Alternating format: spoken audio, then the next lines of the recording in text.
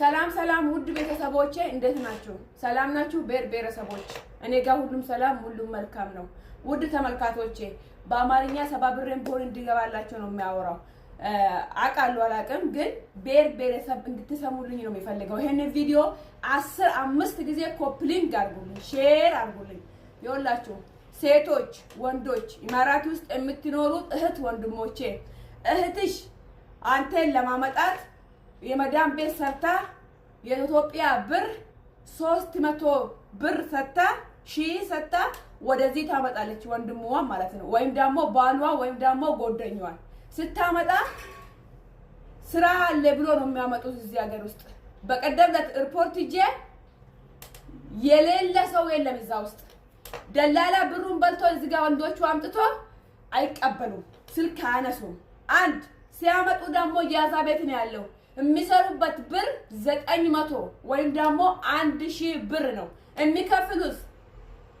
ስራ ለማገባት ኮሚሽን የሚከፍሉት 1000 የዱባራቲ ብር ነው። ደሞሳችሁ 900 1000 በስ የሚከፍሉት ለኮሚሽን 1000 ድርሃም አበድሮ አንድ አይዲ ለማሰራት በብድር ለአንድ ወር ቪዛ ማለት ነው። የ2 ወር ቪዛ የ2 ሳምንት ቪዛ ገብቷችኋል? በየመንደሩ አሁን ያለ የወደቀ ያለ ማንገል ላይ ሪፖርት ላይ የትም ቦታ አላየን ቻርጃ አብዳቢ ውስጥ ያለ ወንዶች ማአት ወጣችሁ ስለማታው ነው እናንተ። አንደኛ ሴቶች እንከባበር ነው የምላችሁ። ሴቶች ናቸው ይሄንን ያመጣ ያለ እህትሽ ነው ወንድም ናት።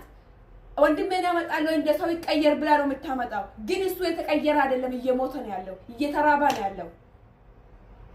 በየጃዛ ቤት በሩ ተዘግቶበት መከራ እያየ ነው ያለው።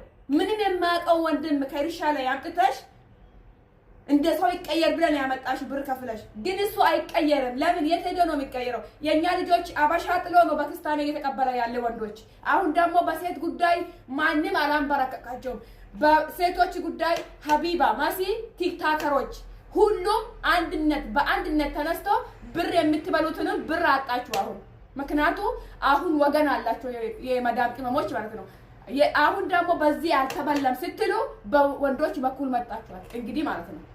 በዚህ አሁን መንግስት ወንዶቹ ወደዚህ እንዳልመጣ እንድታቁምልን በትህትና ይጠይቃል። ይሄን ቪዲዮ ሁላችሁም ሼር ኮፕሊንግ አድርጉ። እንዴ በስንት ነው መከራ የምናየው? በሴት ጉዳይ ነው ወይ በወንድ ጉዳይ ነው? ሴት ብትሆን እኮ ጅብ አይበላትም። ማንም ቤት ገብታ መስራት ትችላለች፣ ቢሮ መገባት ትችላለች፣ ከሰው ጋር ማደር ትችላለች፣ እኔ ጋር መመጣት ትችላለች። ወንዶቹ ሲዶ የሚገቡት የት ነው የሚገቡት? አንተ መኪና የምትነዳው ትላንትና መከራ ውስጥ ያለፍከውን ትዝ ብላ አታይም። አሁን አንተ መንግስት ሆነሃል ኢማራቲ ውስጥ ማለት ነው። ስለዚህ ወንዶች የምታመጡ ሴቶች እንከባበር ነው የምላችሁ። እህትሽም ወንድምሽ ይሁን ቦይፍሬንድሽ ይሁን ባልሽ ይሁን አቁሚ ነው የምላችሁ። አቁሙ። ይሄንን ቪዲዮ ሼር ኮፕሊንግ አድርጉ። ቤተሰቦች ሁላችሁም እንድትሰሙ ነው ሰባብሬ በአማርኛ የማወራችሁ። ስለዚህ ኮፕሊንግ ሼር አድርጉትና ይሄ አካል ወደዚህ የሚያመጡት ወንዶች እንዲቁምልን ሁላችሁም ሼር አድርጋችሁ ቪዲዮ ስሩ። እንዴ በስንት መከራ ነው ምን የለም እኮ ወንድ እንዳለ እኮ ሜዳ ላይ ነው ያለው። ምንም የማውቀው ገበሬ እዚህ ጋር ስትመጣ መኪና ትትላለ፣ መኪና አለ፣ ስራ አለ፣ ካምፓኒ አለ ብለው እኮ ነው የሚያመጡት። ግን ሲመጡ እነሱ ኢጃዛ ቤት ነው መከራ እየበሉ ያለ።